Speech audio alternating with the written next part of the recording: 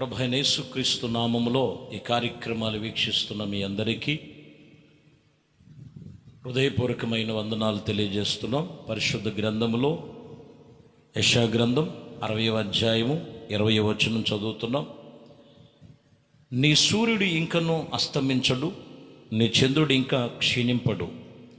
యెహోవా నీకు నిత్యమైన వెలుగుగా ఉండెను, నీ దుఃఖ దినములు సమాప్తమగును. ఈ వాక్యములో నిత్య వెలుగు నీ మీద ఉండును, నీ దుఃఖ దినములు సమాప్తమగును. నిత్య వెలుగు నీ మీద ఉండును, నీ దుఃఖ దినములు సమాప్తమగును. దేవుడు నీ దుఃఖ దినములు సమాప్తము చేయగలిగిన దేవుడు. ఈరోజు మనము సర్వోన్నతుడైన దేవుని యొక్క సన్నిధిలో వాక్యం వింటున్న ప్రియ సహోదరి సహోదరులారా, ఆయన యందు మనము ఎంతో భయభక్తులు కలిగి ఉండవలసినటువంటి దినాలు ఇవి.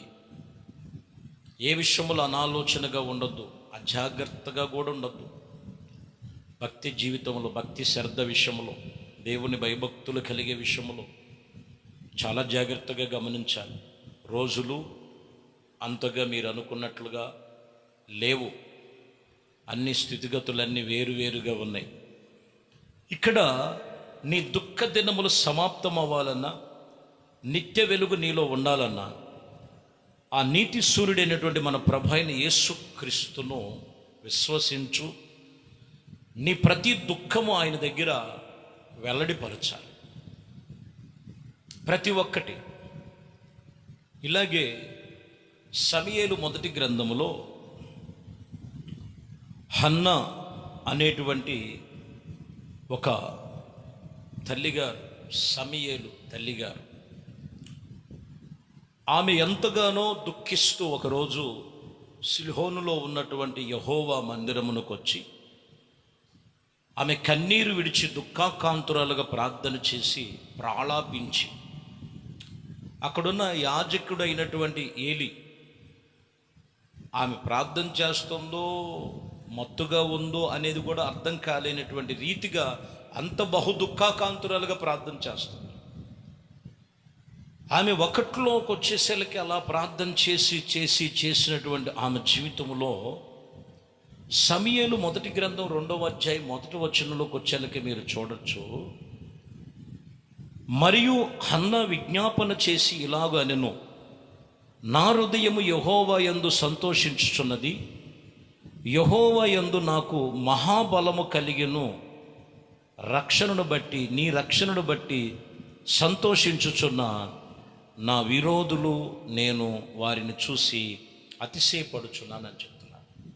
ఇక్కడ ప్రాముఖ్యముగా మొదటి అధ్యాయములో మనం చూసినప్పుడు ఎంతో దుఃఖాకాంతురాలుగా ప్రార్థన చేసిన ఆమెడే. 2వ అధ్యాయము ఇక్కడ మనం గమనిస్తే మొదటి వచనంలోకి వచ్చేలకి ఆమె హృదయములో ఎంతో సంతోషం. ఆమె దుఃఖ దినములన్నీ కొట్టివేశాడు ప్రభు. ఆమె దుఃఖ దినములన్నీ సమాప్తం అయిపోయింది. అంతేకాదండి, 2వ అధ్యాయం 7వ వచనంలో కూడా ఒక మాట అంటారు, యెహోవా దరిద్రులను ఐశ్వర్యవంతులుగా కలుగు చేయువాడు, కృంగజేయువాడిని లేవనెత్తువాడు ఆయనే. సరే, దరిద్రతలో ఉన్న వారికి ఐశ్వర్యమును కలుగు చేయువాడు ఆయనే. కృంగజేసిన, కృంగిపోయినటువంటి స్థితిలో ఉన్నటువంటి వారిని లేవనెత్తువాడు ఆయనే. ఆ సర్వశక్తి కలిగిన దేవుని సన్నిధిలో ఈరోజు ఏ దుఃఖముతో ఉన్నావు, మనుషులు నమ్మి, బంధువులు నమ్మి, అయిన వారిని నమ్మి, నానా విధముగా నమ్మి, దుఃఖమే దుఃఖమే దుఃఖమే నాకు మిగిలింది, దుఃఖమే నాకు మిగిలింది. ఎందుకు కలిగింది?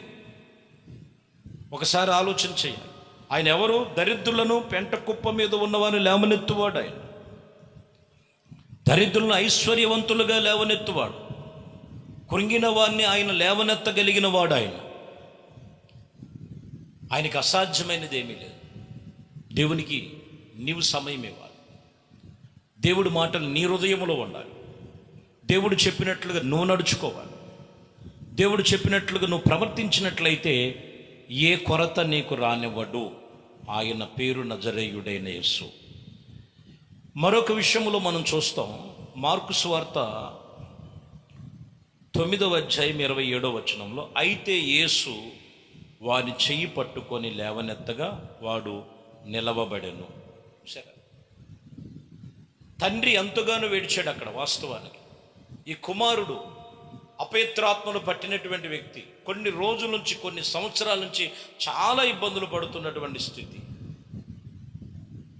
ఇంకా చెప్పాలంటే నేలన పడినట్లుగా, కురింగిపోయినట్లుగా ఉన్నటువంటి ఆ అపవిత్రాత్మలను వదిలించి ప్రభు అతన్ని లేపెను అని రాయబడింది. వాని చెయ్యి పట్టుకొని లేవనెత్తగా వాడు నిలవబడిందని రాయబడింది. ఆయన నిలవబెట్టే దేవుడండి. ఒకటి, నీ దుఃఖ దినములు కొట్టివేసి సంతోషము కలుగు చేసే దేవుడు. 2, నీ దరిద్రతలో నుంచి తొలగించి ఐశ్వర్యము ఘనతనిచ్చే దేవుడు. 3, నీ ఆత్మీయ జీవితంలో ఎక్కడ పడిపోయావో ఆ స్థితిలో నుంచి చక్కగా లేవనెత్తగలిగిన వాడు. ప్రభుకు నువ్వు సమయం ఇవ్వాలి, ప్రభు చెప్పినట్లు నడుచుకోవాలి. కీర్తన గ్రంథములో 113వ కీర్తన 8వ వచనం చదువుతున్నాం. 113వ కీర్తనలో మనం చదువుతున్న మాటల్లో ఇక్కడ ఆయన నేల నుండి దరిద్రులను లేవనెత్తువాడు, పెంట కుప్ప మీద నుండినటువంటి బేదలను పైకెత్తువాడంట. చూద్దాం, ఇక్కడ మీరు గమనిస్తే ఆయన నేలనున్నటువంటి వారిని ఆయన లేవనెత్తుతాడు. దరిద్రులను, పెంట కుప్ప మీద ఉన్నవారిని ఆయన లేవనెత్తగలిగిన వాడు. కాబట్టి ప్రియమైన దేవుని బిడ్డలారా, వాక్యం ఇక్కడ మనకి తెలియజేస్తున్నటువంటి ఈ సత్యమును మనం తెలుసుకోవాలి. నువ్వు ఏ స్థితిగతుల మధ్యలో ఉన్నావు, ఏ స్థితిగతుల మధ్యలో ఉన్నావు, ఏ పరిస్థితుల మధ్యలో ఉన్నావు, ఒక్కసారి నువ్వు జ్ఞాపకం చేసుకోవాలి. లేఖనాలు తెలియజేస్తున్నటువంటి రీతిగా కొందరు కృంగిపోయినట్లుగా, పడిపోయినట్లుగా కారణం ఏంటో తెలుసండి. ఎందుకు పడిపోతారో తెలుసా? దేవుని సన్నిధికి వచ్చి చూడండి. ఒకసారి నాయకత్వం వహిస్తున్నటువంటి యెహోషువ యొర్దాను నది దాటారు, యెరికో ప్రాంతాన్ని కూడా దాటారు. కానీ హాయి పట్టణం అనేటువంటి చిన్న పట్టణం, ఆ పట్టణం మీద వీళ్ళు ఓడిపోయినట్లుగా ఇలా ముఖము క్రిందకి, అర్థమైందండి, తల వాల్చుకొని కన్నీటితో ఏడవలసిన పరిస్థితి వచ్చింది. ఎందుకు మేము నేలను కురింగిపోయే స్థితి? కారణం ఏంటో తెలుసండి. యెహోషువ గ్రంథములు మీరు చదివితే 7వ అధ్యాయం 6వ వచనంలో మనం చదువుతున్నాం. యెహోషువ అతని బట్టలను చింపుకొని తాను ఇజ్రాయేలు పెద్దలను సాయంకాలం వరకు యెహోవా మందసమను ఎదుట నేల మీద ముఖములను ముసుకు తమ తలల మీద వేసుకొని ధూళి పోసుకొని ప్రాలాపిస్తున్నారు. ఎందుకు మాకింత స్థితిగతులు, వాటమి పాలైపోయి, ఎందుకు మేము ఇలాగ ఇంతగా ప్రభువుని నమ్ముకొని, అంతేకాదు 7లోకి వచ్చేలకే అయ్యో ప్రభువు యెహోవా మమ్మల్ని నశింప చేయునట్లు అమోరీల చేతికి మమ్మల్ని అప్పగించుటకు ఈ జనులు ఈ యొర్దాను నదికి దాటితివా, మేము యొర్దాను అవతల నిలిచి ఉంటే మాకు మేలే కదా. చూసారా,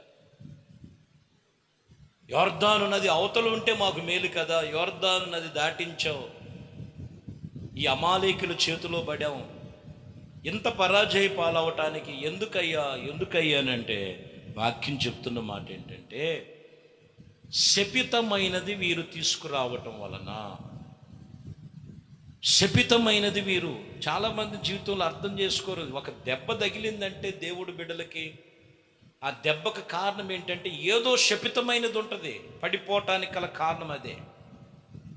ఆ చిన్నదే కదా అని అనుకోవచ్చును, ఆ చిన్నదే నిన్ను పడదోస్తుంది. అక్కడ అంటాడు ప్రభు, చూడండి మీరు గమనించాలి, 7వ అధ్యాయం 13వ వచనం, నువ్వు లేచి నీ జనులను పరిశుద్ధపరిచి వారితో ఇలాగూ చెప్పు, రేపటికి మిమ్మల్ని మీరు పరిశుద్ధపరచుకొనుడి. ఇజ్రాయేలు దేవుడైన యెహోవా సెలవిచ్చినదేమనగా, ఇజ్రాయేలులారా మీ మధ్య శాపగ్రస్తమైనది దాగి ఒకటి కలదని చెప్తున్నాడు అక్కడ. వారు దానిని మీ మధ్యలో నుండి నిర్మూలము చేయి వరకు మీ శత్రువుల ఎదుట మీరు నిలవలేరు. చూసారా, ఒకటి దాగి ఉందంట అక్కడ. అది మీ మధ్యలో నుంచి తీసివేయకపోతే, నిర్మూలన చేయకపోతే మీ శత్రువుల ఎదుట మీరు నిలవలేరు, వారి ఎదుట మీరు జయము పొందుకోలేరు. నువ్వు లేవనెత్తబడాలంటే, ఉన్నత స్థితిలో ఉండాలంటే అక్కడ అంటాడు, మిమ్మల్ని మీరు పరిశుద్ధపరుచుకోండి. దేవుడు చెప్పిన సెలవిచ్చిన మాటలు మీరు ఆజ్ఞ ప్రకారంగా నడుచుకోండి. చాలామంది క్రైస్తవ కుటుంబాల్లో దేవుని నమ్మినటువంటి జీవితాలు కింద పడిపోవటానికి గల కారణం ఏంటంటే, శపితమైనది ఏదో ఉంది. శపితమైనది ఏదో అది ఏంటనేది అక్కడ అదే చెప్తున్నాడు. మీరు అంతగా కృంగిపోవాల్సిన అవసరం లేదు. ఈరోజు మనం గమనించాలి, మనము ప్రాణ ఆత్మ శరీరములు ప్రభుకు అప్పగించుకొని మనం చేస్తున్న భక్తి జీవితంలో ఏది శపితమైనది చోటు లేకుండా ఎప్పటికప్పుడు వాక్యానుసారంగా సరి చేసుకునటమే అది చాలా శ్రేష్టమైనటువంటి దీవెనలు. హల్లెలూయా. అలాగున మీరు చెయ్యండి, మీరు మీ శత్రువుల ఎదుట నిలబడతారు, మీ శత్రువులను హతము చేస్తారు. నేలను పడాల్సిన అవసరం లేదు, నేల మీద ఉన్నవాడిని లేవనెత్తువాడు ఆయన. ఈరోజు ఏ విషయంలో కురింగిపోయి ఉన్నాం, పిల్లల విషయంలోన, భర్త విషయంలో, భార్య విషయంలోన, ధనం విషయంలోన, అప్పుల శోధన, ఎటువంటి సమస్యలు నీ దైనందిన జీవితంలో కృంగిపోయి పడిపోయిన జీవితాలుగా ఉన్నాయో, ప్రభు సన్నిధిలో నువ్వు వాక్యము చెప్తున్న మాటలు వింటున్న నీ జీవితము ప్రభుకు అప్పగించుకో. అక్కడి నుంచి ప్రభు నిన్ను లేపుతాడు, క్షేమమునకు లేపుతాడు, ఆశీర్వాదానికి లేపుతాడు, దీవెనలకు లేపుతాడు. నిన్ను ఒక ఉన్నత స్థితిలోనికి లేపగలిగిన సమర్థుడు, శక్తి కలిగిన దేవునికి నీ మనసులో ప్రభుకు చోటిచ్చి, ప్రభు చెప్పిన వాక్యమును భయభక్తులు గలవారుగా నడుచుకున్నట్టుకు మీరు సిద్ధపడండి. ప్రభు అన్ని విషయాల్లో మీకు తోడై ఉండి నడిపించునుగాక. ప్రార్థన చేద్దాం. అందరూ ప్రార్థనలో ఏకీభవించాలి. పరిశుద్ధుడా, ప్రేమ స్వరూపి, దయగలిగిన మా ప్రభువా, మీ శ్రేష్టమైన పరిశుద్ధ నామమును బట్టి మీకు స్తోత్రాలు చెల్లిస్తున్నాం. మీ కృప సన్నిధి తోడుగా ఉంచి ఉదయకాలము ఇదిగో నాయన నా ప్రభువా, దుఃఖ దినములు సమాప్తము చేయువాడవు నీవు, దరిద్రులను ఐశ్వర్యవంతులుగా మార్చగలిగిన దేవుడు. ఇదిగో నాయన నా ప్రభువా, కృంగి నేలను పడినటువంటి వారిని చక్కగా నిలబెట్టు దేవుడు. అలాగనే నా ప్రభువా, శత్రువుల ఎదుట జయాన్ని కలుగు చేసే దేవుడు. అపవాది యొక్క తంత్రములు లయపరిచి మీ బిడ్డలు ఏమైతే ఏ స్థితిలోనైతే పడిపోయి ఉన్నారో, ప్రతి కుటుంబం, వ్యాపారములోను, చేతి పనులు, ఉద్యోగములు, పిల్లల విద్యారంగములు, ప్రతి విషయములు, ప్రతి కార్యములంతట్లో కూడా మీ బిడ్డలు ఉన్నత స్థితికి లేవనెత్తమని, ఘనత, మహిమ, ప్రభావాలు మీకే పొందుకోమని నజరేయుడైన యేసుక్రీస్తు నామములో ప్రార్థించి వేడుకొనుచున్నాము తండ్రి. ఆమేన్. ప్రభు మిమ్మల్ని దీవించి ఆశీర్వదించునుగాక. ఆమేన్.